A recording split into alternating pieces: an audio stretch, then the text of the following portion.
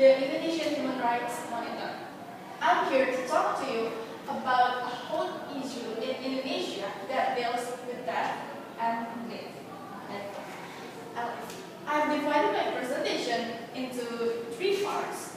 And the first point is about reason default for the allowing the death penalty. The next point is about preserve the capital punishment.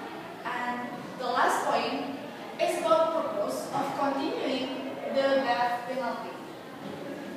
Ladies and gentlemen, how would you feel if a loved one were killed? Would you want a retribution, or would having the killer to be in the prison would be enough? This question has been asked for many times, but people are not in agreement about the ultimate punishment. We all know that it is wrong to take someone's life, but if our government does the killing, is it still a crime? Some people say that the government doesn't have any rights to end someone's life, but the following reasons might show you why capital punishment should be preserved. And the first reason for allowing the death penalty is for the sake of punishment itself. Most people agree that criminals who commit serious crime should be separated from society.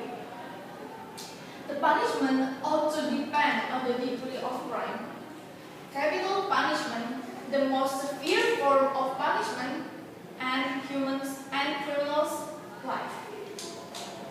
It seems reasonable that this severe punishment be reserved for those who commit the most serious crime.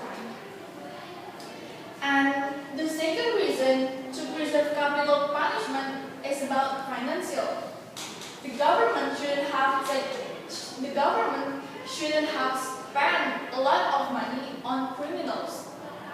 Next to capital punishment, the most severe punishment is a life sentence in prison, where the government has to take care of the criminals until they die naturally.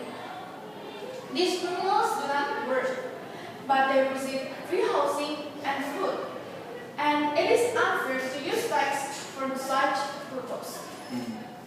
And the last reason for continuing the use of the death penalty is based on the purpose of government as legitimate to make, judge, and carry out the law. It may also have the power to government to decide if criminals should die.